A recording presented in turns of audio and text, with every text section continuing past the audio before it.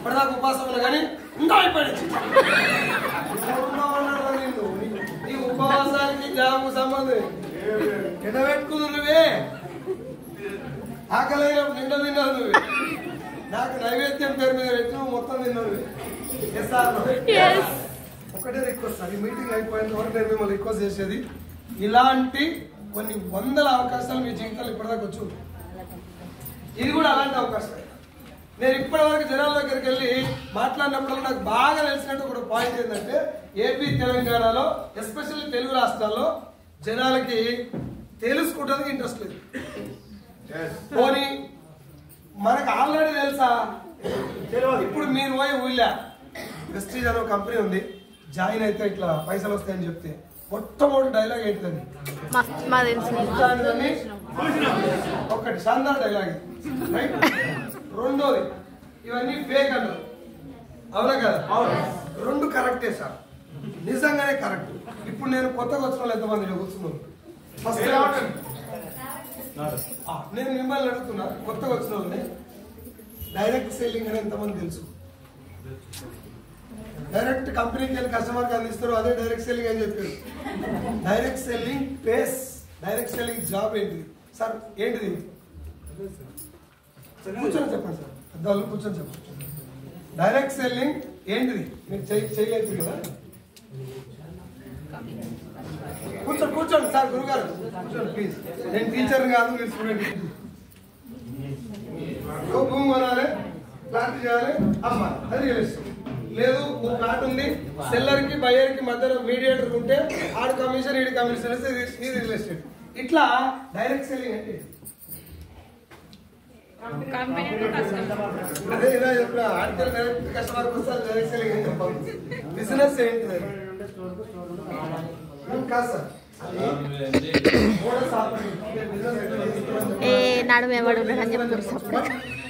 Base direct selling point ఏంటి? మరి network marketing అంటే ఎంతమంది తెలుసు సార్? చెప్పండి మీరే మళ్ళీ. అందరూ కలిసి అంటే సముదాయం, నెట్ అంటే సముదాయం, వర్క్ అంటే అందరూ సముదాయంతో కలిసి వర్క్ చేస్తారు. అది మోడస్ ఆపరేండి. మీరు చెప్పేది వే ఆఫ్ వర్కింగ్. మనం ఒక పర్సన్ తీసుకుపోవాలి, ప్లాన్ చూపెట్టాలి, అట్లా చెప్తున్నాను. Thank you. సో ఇప్పుడు నేను ఏమంటున్నాను sir, direct selling, network marketing అనే దానికి రైట్ డెఫినేషన్ ఈ బిజినెస్ ఏంటిది 198 మంది తెలియదు. తెలియనప్పుడు ఏమనాలి జనాలు? తెలియదు సార్ నాకు, ఏందో చెప్పుకున్నాను, ఏమంటారు బయట?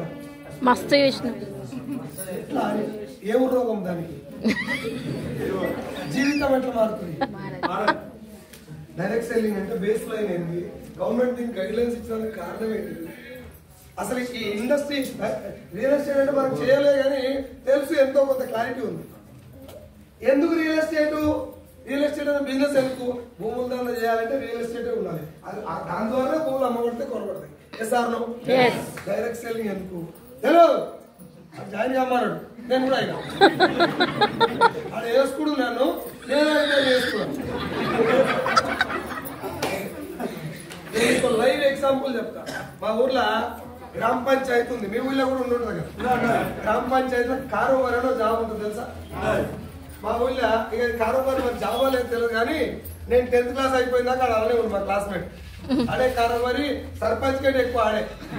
ఊళ్ళో ఏం జరగాలన్నా ఆయన చేతుల మీద జరుగుతుంది. వాడు ఉంటాడు అంట ఊళ్ళో, అందరూ ఉంటాడు, ఆడున్నాడు అంటే శంకరు. నా దురదృష్టం ఏంటంటే నా క్లాస్మేట్. నా కర్మ గాలి, నా దరిద్రం నెత్తి మీద కూర్చొని ఆయన దగ్గర పోయి వెస్టీ ప్లాన్ చెప్పినాడు. ఒక అర్ధగంట సేపు విన్నాడు. విన్నాక ఏముందిరా ఇలా జాయిన్ చేసుకున్నాడే కదా అన్నాడు. అన్నాడు.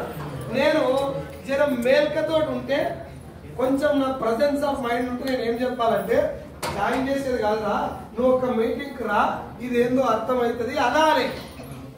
కానీ నా దరిద్రం ఏం చెప్పిందంటే, గంతే రా అన్న పుసుక్కున్నా.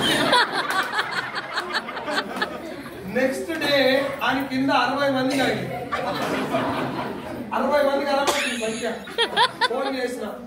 అరే నేను ఇంత కష్టపడ్డా 6 నెలలు ఎంత పడితే 5 కూడా జాయిన్ కాలే, నీకు 60 మంది ఎట్టొచ్చురా అంటే ఒకరాని కూడా అవరవారి ఎట్లా జాయిన్ చేసినవారు అంటే వీళ్ళు ఆధార్ కార్డు మొత్తం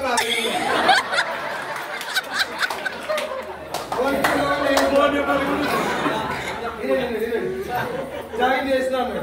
ఓటీపీ చెప్పాలి కదా, అది ఎట్లా చెప్పారంటే ఫోన్ చేసిన ఓటీపీ చెప్పకపోతే పింఛన్ రాదని చెప్పి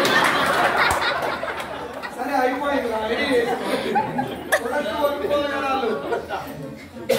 మళ్ళా ఫోన్ చేస్తా కొనుక్కోకపోతే పింఛన్ రాదని చెప్పి ఎవరు నల్ల కట్ చేసామని చెప్తాం. మొత్తం మన చేతులే కదా గ్రామ పంచాయతీ. సరే ఒకవేళ కొనుక్కోకపోతే అదే పింఛన్ పైసలతో కొనేస్తా. చెప్పినాకే ఈ బిజినెస్ బంద్ నీతోటి అవలగాల వల్ల ఇది సక్కరాని నా దోస్తుగాడు కాబట్టి నేను ఆ మాట చెప్పడానికి చెప్తలేడు. ఇప్పుడు నా పాయింట్ ఏంటంటే ఆ 60 మందిలో ఏ ఒక్కరికైనా వెస్టీజ్ అంటే ఏదో తెలుసా? జాయిన్ అయ్యి కానీ ఈ మేడం 60 మందిలో ఒక అనుకుందాం. ఓ 4 రోజుల తర్వాత ఈమె దగ్గరికి ఈమె పోయింది వెస్టీజ్ తరఫు నుంచి. పోయి ఇట్లా మేడం వెస్టీజ్ అంటే అరే అవునా బాగుంది కదా అని చెప్పి ప్లాన్ అయినాక జాయిన్ అయిదామని ఆధార్ కార్డు ఇచ్చింది. ఇవాళ ఆల్రెడీ జాయిన్ నేను జాయిన్ కాలేదే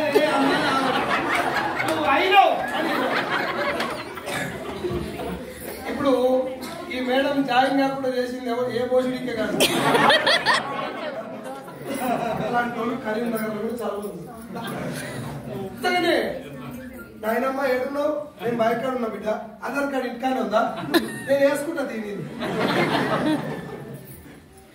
మళ్ళీ చెప్తున్నా, direct selling it's not the business of joining the people. ఇందాక సార్ చెప్పిన కదా జనాలను జాయిన్ చేసే దండ కాదు.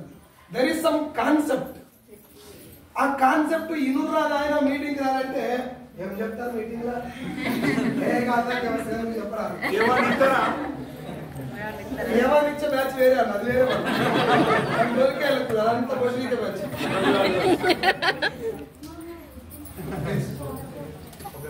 ప్లీజ్ సార్ ఏమనుకో, నేను మిమ్మల్ని నవ్వుపించుకుంటా చెప్తున్నా అంటే జర నవ్వుకుంటా ఇంటే లోపలికి పోతుందని నా బాధ. నవ్వుపిస్తున్నాడు జోకులు వేస్తాను కాదు వచ్చింది, అర్థమైంది. ఇది జోకులు వేసే బిజినెస్ కూడా కాదు. కానీ ఈ టైం ఏంటంటే జర జోచ్చు మంచిగా తినచ్చు ప్రిపేర్ చేసుకొని మాట్లాడుతుంటే సగమంది ఒయ్యాలు వేసుకోండి. కంటెంట్ తో పాటు కామెడీ కూడా ఉంటే కంటెంట్ లోపలికి పోతుందని నా ఉద్దేశం. కామెడీ పట్టుకొని కంటెంట్ డిపెండ్ చేయాలి. Are you ready? Are you all ready? Sound రాలే? సౌండ్ రాలే? సార్ నా పేరు సైదులు, మాది రంగారెడ్డి జిల్లా పంచాల మండల్ ఆరుట్ల మా ఊరు పేరు. హైదరాబాద్ కి ఒక 40 కిలోమీటర్ డిస్టెన్స్ లో మా ఊరు ఉంటుంది. వెస్టీజ్ అనే ఈ ప్లాట్ఫామ్ ఈ ప్లాట్ఫామ్ లోకి రాకముందు 2010లో నా డిగ్రీ అయిపోలే అది నేనే అయిపోగొట్టిన. ఈ చెల్లి అంత ఏజ్ ఉన్నావే ఈ డిగ్రీ ఫైనల్ ఇయర్ లో ఎగ్జామ్ లో నా పక్కన ఉంటుంది. నేను దండం పెట్టరా నేను చూపెట్టినా అంటే ఇట్లా అని చూపెట్టినా అక్కడ. నేను రాసిన, నేను పాసు. ఇది మన లైఫ్. 10th క్లాస్ లో ఆడే కూడా చూపెట్టింది, పుణ్యం కట్టుకుంది. ఇంటర్మీడియట్ లో కావాలి చూపెట్టింది, ఆమె పుణ్యం కట్టుకుంది. డిగ్రీ లాస్ట్ కి ఇట్లాంటివి కావాలి. ఇట్లా చదివిన నేను.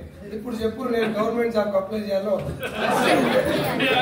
చేస్తే ఐఏఎస్ ఇస్తాను నాకు. కాబట్టి ట్రై చేయలే. నాకంటే బాగా చదువుతాను నా క్లాస్మేట్స్ ఉన్నారు. మా సారు మ్యాథ్స్ సార్ ఏం చెప్పిందంటే సైదులు నీకు జాబ్ రావటం కష్టం రా, అప్పుడు ఫలానాకి వస్తుంది దీనికి వస్తుంది సార్ మాట్లాడు దండం పెట్టండి వాయిస్ సహకరిస్తారు. వీళ్ళందరూ జాబ్ వస్తుంది కానీ నీకు వస్తాను టైం పడుతుందా అనేది నాకు అప్పటి నుంచే భయం. 10th క్లాస్ నుంచి ఆ భయంతో డిగ్రీ ఎగ్జామ్ రాసి హాల్ టికెట్ జైలు పెట్టుకొని ఇంటర్వ్యూకి పోయినా.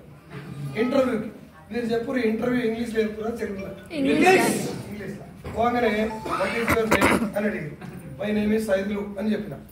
మనకి ఇంగ్లీష్ రాదు. ఓ క్వశ్చన్ ఆన్సర్ కూడా చెప్పినామంటే ఇంగ్లీష్ వచ్చినట్టు ఫీల్ అయినాడు. తర్వాత what is your father name? My father name is Buchaiah. 2 క్వశ్చన్లు కాదని చెప్పిన అట్లా 15 క్వశ్చన్లు అడిగినారు. దడ దడ దడ నేను కూడా దడ దడ దడ దడ ఆన్సర్ చెప్పినాను. ఏమని చెప్పిన అంటే ఇది రాదు ఇంకోటి అడుగు. ఇట్లా 15 క్వశ్చన్లు అయిపోయింది. ఇంటర్వ్యూ అయిపోయింది. దిగాక నా భుజం మీద చేసేసిన ఇంటర్వ్యూ చేస్తే భుజం మీద చేస్తే నేనేమనుకున్నా అంటే ఇంటర్వ్యూ చేస్తానే భుజం మీద చేసినట్టే ఉద్యోగం కన్ఫామ్ అనుకున్నా. నేనేమన్నా తమ్మి ఇది నీ తోటి కాదు కానీ స్పోకెన్ ఇంగ్లీష్ లో జాయిన్ కా అని చెప్పి అంటే ఉద్యోగం కాలే. ఇంటికి పోయినా రూమ్ లా కర్మన్ గట్ రూమ్ లో కూర్చొని 10 నిమిషాలు ఆలోచిస్తా. ఇప్పుడు నేను స్పోకెన్ ఇంగ్లీష్ పోయినా పీకేది ఏం లేదు. మనకు తెలుసు సరస్వతి కటాక్షం లేదు మీద చదువు రాదు. ఒకవేళ స్పోకెన్ ఇంగ్లీష్ క్లాస్ లో కూర్చున్నా ఆ బోర్డు దిక్కు చూస్తే నాకు అక్షరాలు కనబడేది. మా పొలంలో సార్లు కూడా ఇట్టే ఉంటాయి. ఆయన ఏమన్నా ఇట్ట ఇట్ట గీసిన అనుకో ఏమా పెద్ద కొమ్మలు అంటే వెనకాల ఉన్నటువంటి కుటుంబ పరిస్థితి వల్ల పొద్దున్న లేస్తే వ్యవసాయం చేయటం ఊళ్ళో పని చేయటం అలవాటు. ఆ పని చేసి వచ్చే డబ్బులతో చదువుకున్నాడు. నైట్ అంతా సెప్టిక్ ట్యాంక్ తవ్వేది ఊర్లో. ఎవరన్నా కొత్తిల్లు కడితే సంపు గుంతలు సెప్టిక్ ట్యాంకులు నైట్ అంతా తవ్వి ఆ కాయలు ఇప్పటికి ఉన్నాయి. ఆ గుంత తవ్వి వచ్చిన డబ్బులతో డిగ్రీ చదువుకునేది. Intermediate degree. అది మీకు జర జోక్గా చెప్పినాకంతే అర్థమైందా. చదువుకునేటటువంటి డబ్బు లేదు. ఒకవేళ చదువుకొని పుస్తకం ముందర పెట్టుకోవాలన్నా నాడు బాగా బయటకు పోదాం ఆయన పొద్దుగా లేవని అటువంటి పరిస్థితి. ఇలాంటి సమయంలో 6 సార్లు ఇంటర్వ్యూ పోయినా ఆయన దగ్గరికి. 6 సార్లు సార్ నీకు దండం పెడతాను ఉద్యోగం. ఆయన సేమ్ క్వశ్చన్లు అడిగేది. నాకు రాదురా మనడా ఇది చెప్తేనే సార్ పని చేస్తా సార్. నేను పని కాదు ముందు what is your name tell me about your self ఇవన్నీ అడిగేది. అట్లా 6 సార్లు దొబ్బేవాడు. 7వ సారి మళ్ళీ పోయినా గుడ్ మార్నింగ్ సార్ అన్న. ఈసారి ఆఫీస్కి పోయినా డైరెక్ట్ గుడ్ మార్నింగ్ సార్ అన్న. ఆయన నాకంటే ఎక్కువ అమ్మవాడు గుడ్ మార్నింగ్ అన్న. ఎందుకు వచ్చినావు అన్నాడు. ఉద్యోగం కోసం ఇయ్యనంటి కదా నువ్వు ఇయ్యకు అది నీ డ్యూటీ నేను వస్తానే ఉంటాను. ఎప్పటిదాకా వస్తావురా ఇచ్చేదాకా. ఇంకా ఆయనకు అర్థమైపోయింది విడిచిపెట్టట్లేడని. ఇట్లా ఓ రూమ్ ఉంది బయట సైడ్ ఆఫీస్ రూమ్. అల్లాగా నూకి డోర్ పెట్టి లోపల నేనే పెట్టి ఆయన పెట్టలే. లోపలికి పోగానే అలా ఒక తెల్లటి ఆకారం తెల్లగా ఉన్నాడు మనిషి. వెల్కమ్ మిస్టర్ సైదులు అన్నాడు. నాకు ఇంకా భయమైంది. నాకు ఈ ఇంగ్లీష్ రాకనే ఈయన మళ్ళీ ఇదే మొదలు పెట్టని నేను చెప్పిన సార్ నాకు ఇంగ్లీష్ రాదు, నువ్వు నన్ను సావ కొట్టు, నాకు రాదు, ఉద్యోగం అయితే కావాలి. అట్లా బతలాడేటప్పుడు మనం ఏదన్నా ఒకటి సంకల్పం గట్టిగా తీసుకుంటే దేవుడు హెల్ప్ చేస్తాడు. చేస్తాడా చేయడం ఏదన్నా కావాలనుకుంటే ఏమో కడగా నూపుతాడు. ఇట్లా ఎస్ ఆర్ నో. నాకు 2 వరాలు ఇచ్చింది భగవంతుడు ఆ రూమ్ లో. ఆ 2 వరాలు ఏంటంటే నేను మైండ్ లో ఫిక్స్ అయినా ఇవాళ ఏమైనా కానీ ఉద్యోగం వస్తేనే ఇంటికి పోవాలి. జాబ్ వస్తేనే దోస్తుగాళ్ళు ఇంటికి రూమ్ పోగానే అడుగుతున్నారు ఏమైందిరా పోయిందనగానే ఆరు నారాజు అయ్యేది. చూసుకుని వస్తేమని ఇస్తాడేమని అనుమానం.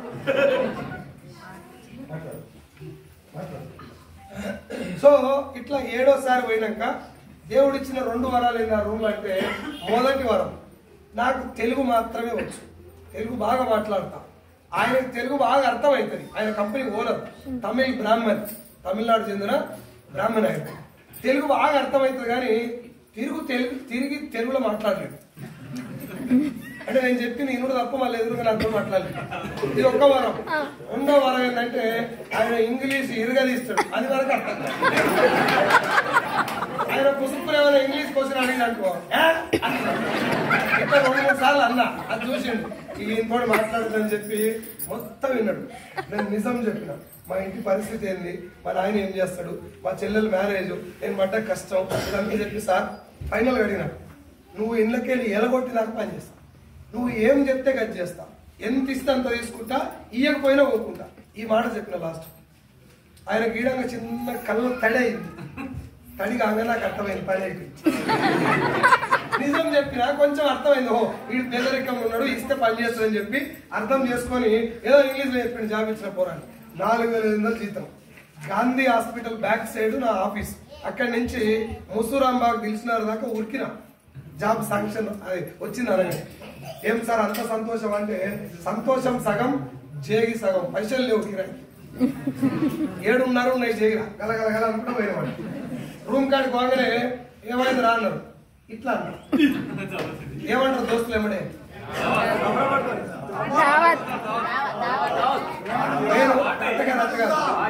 నేను ఎవరన్నా వేరే వాళ్ళు వచ్చారు అనుకున్నా మీటింగ్ అంతా నాకు పొలే వచ్చారు ముందు చావు రాగానే ఏమంటారు కంగ్రాచులేషన్స్ ఆడింది దావత్ బాగా అదే నేను అదే అంతనే అనుకున్నా